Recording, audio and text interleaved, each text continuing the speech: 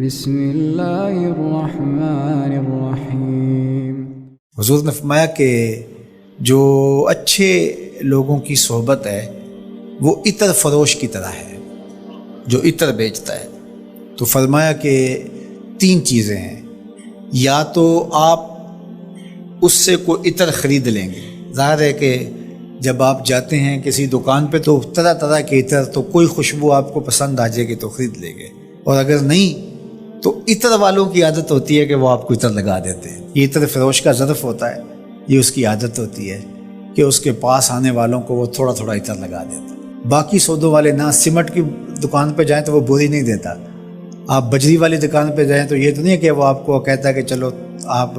اتنے داوڑے بجری کے لے جاؤ، سریے والے کے پاس جائے تو وہ سریا بھی نہیں دیتا۔ لیکن عطر والے کا مزاج الگ ہوتا ہے، جب بھی اس کی دکان پہ آپ چڑھتے ہیں وہ تھوڑا سا عطر لگا دیتا ہے۔ تو فرمایا یا تو تم خود خرید لو گے یا وہ تم عطر لگا دے گا، اور پھر فرمایا اگر یہ دونوں چیزیں نہ ہوں، ہوتے بعض عطر والے نہیں لگائیں گے تو جب تک بیٹھے رہیں گے خوشبو آتی رہے گی۔ تینوں جیسے سار شہی بارے میں، تو اچھی صحبت میں بیٹھنا چاہیے۔ اور برے شخص کی مثال کیسی ہے؟ فرمایا کہ جس طرح بھٹی پھونکنے والے کی مثال ہے، جو بھٹی جلائے ہوئے ہوتا ہے، یا تو کوئی چنگاری اڑے گی اور تمہارے لباس پہ پڑے گی، تمہارے لباس کو جلا دے گی۔ جو دھونی دما رہا ہوتا ہے تو وہ اس سے کوئی چنگاری اڑ کے تمہارے لباس کو جلا دے گی، اور اگر ایسا نہیں ہے تو جتنی دیر تک بیٹھے رہو گے تو ناک میں، کانوں میں، آنکھوں میں دھواں پڑتا رہے گا، اس کا تعفن اور بدبو تمہیں سہنا پڑے گا۔ تو اب وہاں بیٹھو گے یا کپڑے اور بدن جل جائیں گے، یا پھر اس کی بدبو اتنی دیر تک سہنی پڑے گی، اور اتنی دیر تک دھوئیں میں بیٹھے رہے تو اٹھ کے آؤ گے تو دیر تک اس کے اثرات بھی رہیں گے۔ تو حضور نے فرمایا کہ یہ ہے اچھے بندے کی صحبت اور یہ ہے برے بندے کی صحبت۔ اللہ اکبر۔ تو اس لیے ہمیں اچھے بندوں کی صحبت اختیار کرنی چاہیے۔ رومی بولے تا توانی دور شو از یار بد،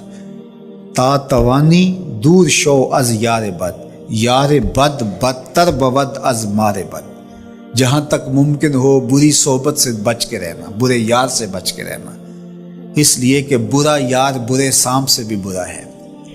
فرماتے ہیں اس لیے کہ جو سانپ لڑتا ہے تو جان لیتا ہے، برا یار لڑتا ہے تو ایمان لیتا ہے۔ اس لیے اچھی صحبتوں کو تلاش کرو، اچھی صحبتوں میں بیٹھا کرو، تمہارا کھانا پاکیزہ لوگ کھائیں، متقی لوگ کھائیں، تمہاری مجلس اچھے لوگوں کے ساتھ ہو، اچھے لوگوں کے ساتھ دوستیاں قائم رکھیں، برے لوگوں کی صحبت سے ایسے بھاگے جس طرح درندے سے بھاگا جاتا ہے۔ ہمارے مشائخ نے ہمیں یہی درس دیا ہے، کہا کہ اس سے 1000 درجے بہتر العزلہ تنہائی ہے۔ بلکہ حضرت شاہ نقشبند بخاری علیہ رحمہ فرماتے ہیں فقیر کے لیے بہترین جگہ شیخ کامل کی صحبت ہے، یا اللہ کا پاکیزہ گھر مسجد ہے، یا پھر تنہائی ہے، چوتھی جگہ ہلاکت کے علاوہ اور کچھ نہیں ہے۔ تو اس لیے اچھی صحبتوں کو ڈھونڈو۔ حج ما قبل کے سارے گناہوں کو مٹا دیتا ہے۔ جب کوئی شخص حج کرتا ہے تو وہ گناہوں سے ایسے پاک ہو جاتا ہے جیسے ابھی ماں کے پیٹ سے جنم لیا ہو۔ اللہ اس کے سارے گناہوں کو ختم کر دیتا ہے، سارے گناہوں کو معاف کر دیتا ہے۔ اور حاجی نہ صرف خود گناہوں سے پاک، صاف اور ستھرا ہو جاتا ہے، وہ حج سے لے کے اپنے گھر میں داخل ہونے سے پہلے جس کے لیے دعا کرے اللہ وہ دعا بھی قبول فرماتا ہے، وہ مستجاب الدعوات ہوتا ہے۔ اس لیے جب کوئی حج کے لیے جا رہا ہو تو مستحب یہ ہے کہ جانے والا لوگوں کو مل کے جائے، رشتہ داروں کو، دوستوں کو، اگر اس کے پاس وقت ہے، فرصت ہے، حالات ایسے ہیں تو وہ جائے اور جا کے جتنے لوگوں کو ملا جا سکتا ہے، اگر کسی سے زیادتی کی ہے تو معافی تلافی کروا لے، ان کو مل کے جائے، اور جب وہ واپس آئے تو لوگ اسے ملنے آئے۔ اس لیے کہ یہ اعزاز ہے کہ اب اس کی آنکھیں دیکھیں جس آنکھوں نے کعبۃ اللہ کی زیارت کی ہے، اس کی آنکھوں کو دیکھیں جن کی آنکھوں نے جمال گنبد خضرا دیکھا ہے۔ تو ہمارے یہاں بعض کا ہوتا ہے کہ حاجی جب رخصت ہوتا ہے تو اس سے پہلے گھر میں محفل یا اس طرح کا ہوتا ہے تو لوگ آتے ہیں ملنے کے لیے، تو آپ حج پہ جا رہے ہیں، اچھی بات ہے، اس میں کوئی شریعت کی ممانعت بھی نہیں ہے، لیکن استحباب اس میں ہے کہ وہ مل کے جائے لوگوں کو، اور جب وہ واپس آئے تو پھر لوگ ملنے آئے، اور وہ بھی اگر اس کو گھر داخل ہونے سے پہلے ملیں تو اس کی دعائیں اس وقت میں رد نہیں ہوتی، تو اس سے دعائیں لی جائیں۔ تو حج ایک ایسا فریضہ ہے جو زندگی میں ایک مرتبہ ادا کرنا واجب ہے، اس کے بعد آپ ہر سال ادا کر لیں، 5 سال بعد کر لیں، زندگی میں جب استطاعت مالیہ نصیب ہو، استطاعت بدنیہ نصیب ہو، حالات اجازت دیں تو آپ جب چاہیں کریں، لیکن ایک مرتبہ جو حج کیا جاتا ہے اس کو حجۃ الاسلام کہا جاتا ہے، تو وہ ایک مرتبہ آپ کے ذمے سے اتر جائے گا جب آپ کر لیں گے۔ اور حج بدل بھی وہی کر سکتا ہے جس نے حجۃ الاسلام اپنا حج کیا ہوا ہو، اور یہ جو حج بدل ہے یہ ایک ایسا حج ہے جس سے 3 گناہ گاروں کو جہنم کی آگ سے آزاد کر دیا جاتا ہے۔ ایک جس کے لیے حج بدل کیا جا رہا ہے، دوسرا جو کروا رہا ہے، اور تیسرا جو کر رہا ہے۔ حج ایک ہے لیکن 3 لوگوں کو برابر ثواب ملتا ہے اس کو۔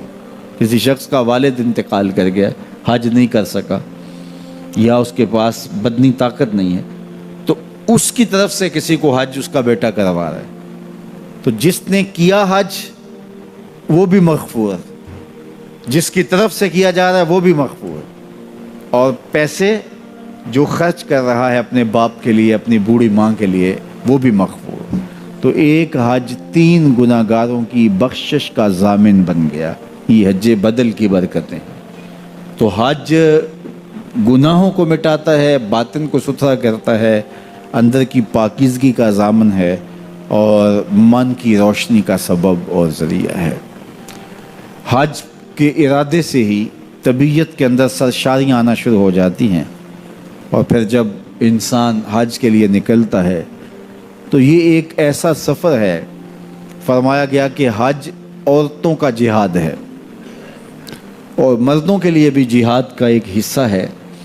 اور چاہے جتنا ہی بڑا فاخرانہ لباس کیوں نہ کوئی شخص پہنتا ہو، شاہی جوڑے بھی کوئی زیب تن کرتا ہو، بادشاہ وقت بھی ہو، تو وہ بھی شاہی لباس اتار دے گا، 2 سفید کپڑوں میں اپنے آپ کو ملبوس کر لے گا، اور لبیک اللہم لبیک کی صدائیں لگاتا ہوا عازم سفر ہو جائے گا۔